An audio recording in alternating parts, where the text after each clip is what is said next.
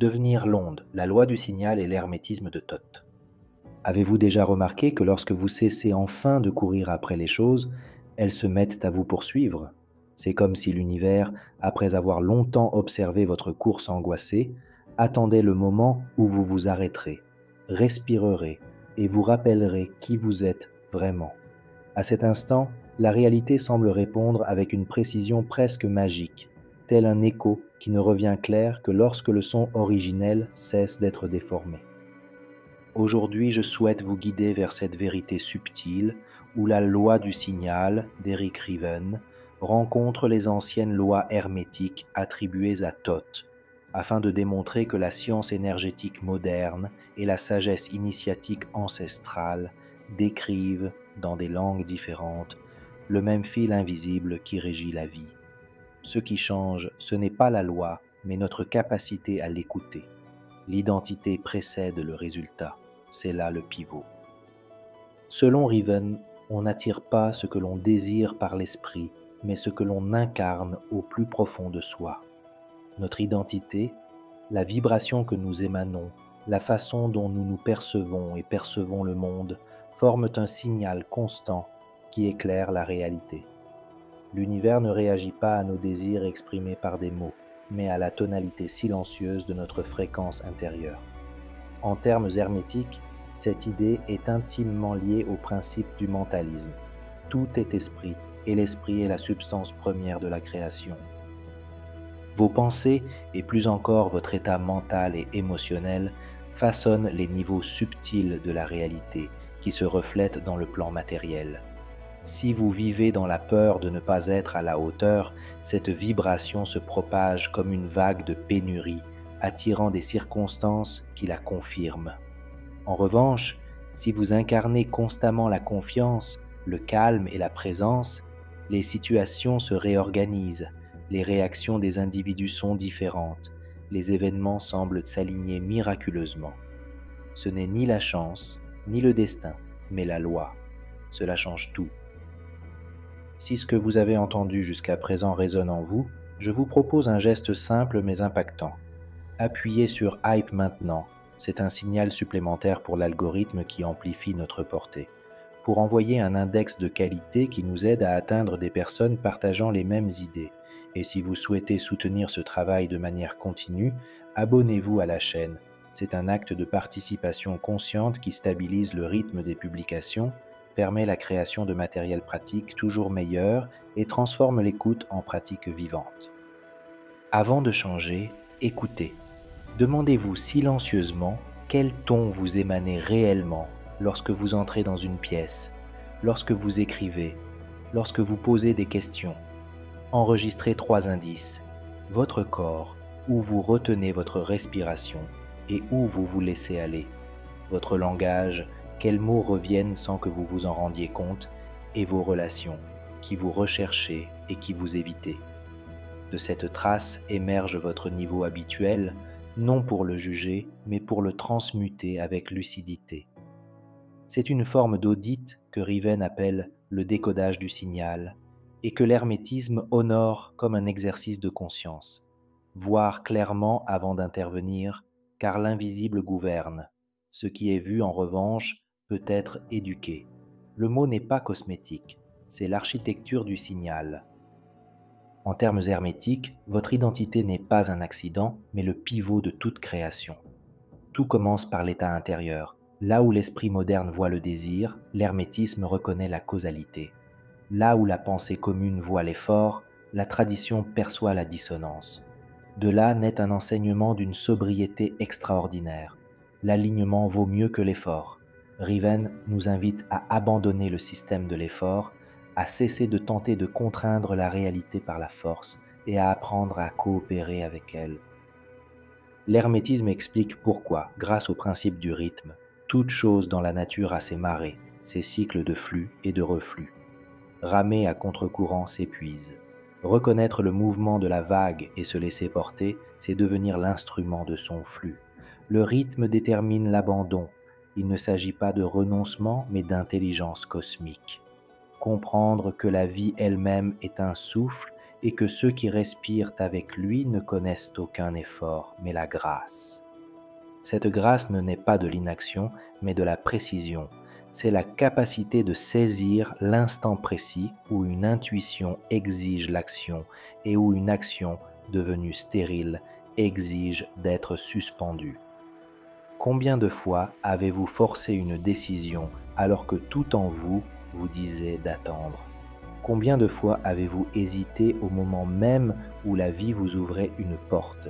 Les marées de l'univers sont réelles et l'hermétisme les appelle la loi du rythme.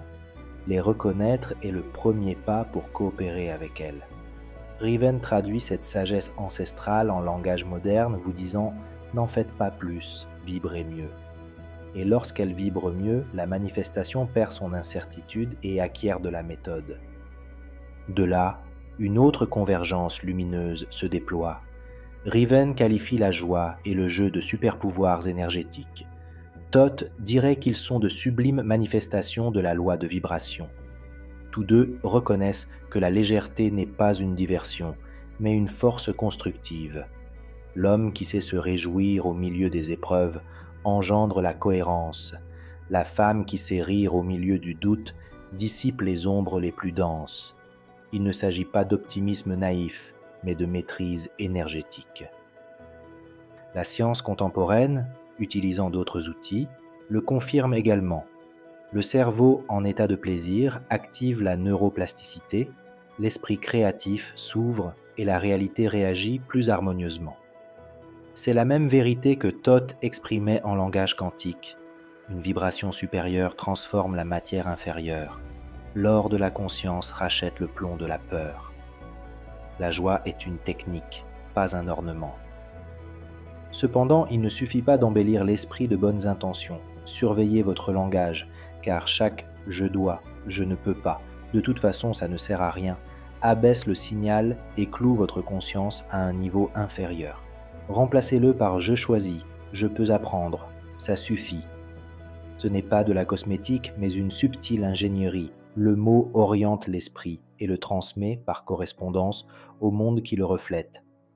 Rappelez-vous, les lois universelles réagissent à la forme que vous donnez à votre voix intérieure. Mais la transformation la plus profonde ne se produit pas au niveau émotionnel, mais au niveau identitaire. Riven parle d'un changement d'identité, cesser de corriger ses défauts et incarner directement la nouvelle version de soi. C'est une révolution silencieuse. Il ne s'agit pas de répéter des affirmations positives, mais d'accéder à un nouveau niveau de conscience, tel l'alchimiste qui transforme la substance intérieure avant que le monde extérieur n'en soit témoin. L'hermétisme appelle ce processus « alchimie mentale », concevoir le nouveau soi dans le ventre invisible de l'esprit, principe récepteur, puis imprimer cette forme dans la réalité, principe actif. Le rituel est simple et précis. Choisissez une phrase identitaire, ancrez-la dans votre souffle et donnez-lui vie par un geste cohérent. Répondez toujours dans les 24 heures. Terminez chaque tâche entreprise. Tenez parole. Des actions minimales qui, répétées, deviennent une forme d'énergie stable. Après 3 jours, le signal s'allume. Après 7, il se stabilise. Après 21, il se cristallise. C'est la loi du rythme appliquée à la psychologie du soi. Le corps décide plus vite que l'esprit. 3 cycles de respiration cohérente, ouverture des omoplates, regard vers l'horizon. Le circuit change et la pensée suit. Ne faites pas semblant de faire confiance, mais respirez jusqu'à ce que votre poitrine la reconnaisse. Ne simulez pas la clarté, mais restaurez la forme de clarté du corps. Verticalité sans rigidité. Douceur sans fléchissement. C'est le changement de degré somatique. Lorsque le corps s'aligne, l'esprit cesse de saboter. L'action devient simple. Exemple de relation. La conversation devient tendue. L'autre personne hausse le ton. Au lieu de réagir en adoptant le mode défense et raison, privilégiez protection et écoute. Une phrase courte. Je t'écoute. Dis-moi ce qui te tracasse. Transforme la polarité. Le rythme de la conversation ralentit, des détails jusque-là invisibles émergent et la solution devient viable. Vous avez changé de niveau. Le monde a réagi. Lorsque Riven évoque les codes énergétiques de l'argent, du pouvoir et de la présence, Thoth répond qu'il ne s'agit pas de mystères à percer, mais de lois à mémoriser. L'argent n'est rien d'autre que la mesure symbolique de la valeur distribuée. Ceux qui donnent sans équilibre se vident, ceux qui retiennent sans flux s'empoisonnent.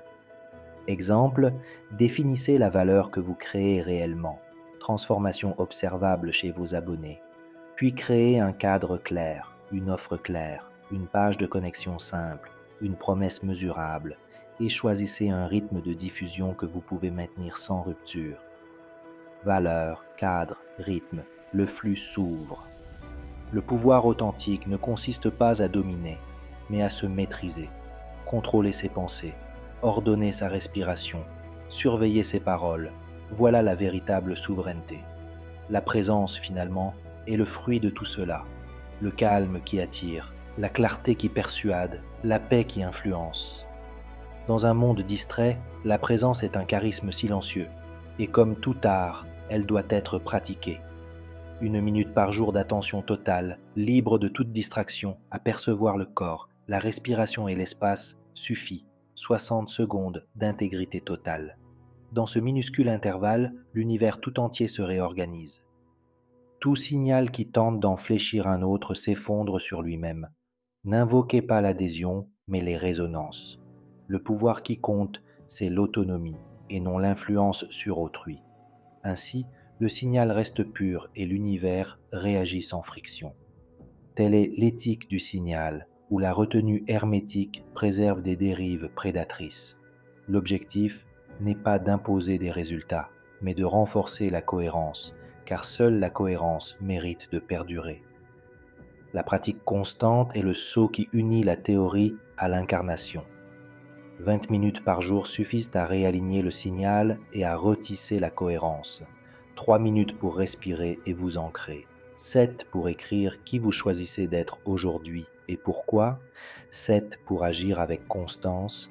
3 pour remercier et vous promettre la même fidélité demain. Mesurez peu et bien. Vous observez les effets à la fin de la semaine. Résultats, revenus, retour. Vous scellez les causes chaque jour. Minutes de présence, promesses tenues, gestes cohérents accomplis. Les causes sont l'autel, les effets le miroir. L'hermétiste s'occupe de l'autel et le miroir obéit. Pourtant, chaque ascension apporte sa contre-onde. Lorsque le signal s'intensifie, le rythme universel répond par une oscillation opposée. Une journée de labeur, un doute soudain, un retour aux anciennes habitudes. Il ne s'agit pas d'une régression, mais d'une vérification. La loi du rythme se manifeste pour assurer la stabilité du nouveau niveau. L'hermétisme offre ici la clé la plus noble, la neutralisation. Ni exaltation, ni désespoir, mais centrage. On reconnaît l'alternance, on accepte la vague de tempête et on demeure au point médian, où la conscience ne s'agite pas, mais observe. La contre-onde ne punit pas, elle vérifie et consolide. Lorsque vous apprenez à ne vous identifier ni au haut ni au bas, le monde cesse de vous dominer. De ce point de vue, la loi du signal de Riven n'est rien d'autre qu'une version moderne de la table d'émeraude. Ce qui est en bas est comme ce qui est en haut, et ce qui est en haut est comme ce qui est en bas, dit Thoth. Riven dirait « L'intérieur crée l'extérieur. 2 langages, une seule vérité. » Mais Thoth ajoute un avertissement. Une connaissance sans mesure devient un pouvoir aveugle. C'est pourquoi l'hermétisme insiste sur l'équilibre entre volonté et compassion, entre action et contemplation. Sans cet équilibre, le signal est faussé. La vibration pure, en revanche, est humble, sobre et claire. L'union de ces 2 perspectives offre un chemin complet. La modernité de Riven nous offre des outils rapides et concrets pour travailler sur l'identité. La tradition de Thoth restaure la profondeur, la mesure et la verticalité. Ensemble, elles forment un pont entre le langage de l'âme et la science de l'esprit. Leur message commun est simple et vertigineux. Il ne s'agit pas d'accomplir davantage, mais de devenir davantage. Lorsque vous élevez votre niveau de conscience, La réalité ne peut s'empêcher de se connecter à la nouvelle fréquence. Lorsque votre signal est purifié, les relations se réinventent, les situations s'adoucissent et même les obstacles deviennent des alliés de croissance. C'est alors que vous cessez de chercher et devenez vous-même la réponse. Vous n'êtes plus celui qui poursuit, mais celui qui émane, non pas celui qui demande, mais celui qui témoigne. Ne cherchez pas la confirmation, devenez la confirmation. Chaque jour, par de petites actions impeccables, vous pouvez consolider cet état. D'abord un acte de volonté, puis de discipline, et enfin de joie. Lorsque la joie devient votre façon naturelle d'être, le monde ne vous résiste plus, il répond. Tout ce que vous recherchez commence à vous chercher, et la vie prend une douceur qui ne dépend pas des conditions, mais de la qualité de votre respiration. À ce moment-là, vous avez véritablement cessé de courir après, car vous êtes devenu la vague. Si ce voyage entre Riven et Thoth a résonné en vous, n'hésitez pas à aimer pour soutenir la diffusion de contenus alliant savoir ancien et pratique moderne. Laissez-moi une courte phrase en commentaire comme un sceau de présence. Par exemple, je choisis mon diplôme. Afin que nous puissions définir ensemble l'intention d'incarner consciemment le signal que nous souhaitons envoyer au monde. Et si vous sentez que ce message vous a véritablement inspiré pour la transformation, abonnez-vous à la chaîne. Chaque semaine, vous trouverez de nouvelles réflexions et de nouveaux outils pour aiguiser votre esprit, élargir votre conscience et vivre en harmonie avec les lois les plus subtiles de l'univers. Merci d'avoir consacré votre temps, votre attention et votre cœur à ces mots. J'espère que vous reconnaîtrez votre fréquence la plus élevée, que vous la préserverez avec élégance et que vous la verrez se refléter partout, tel un champ de lumière qui ne s'éteint jamais. À bientôt.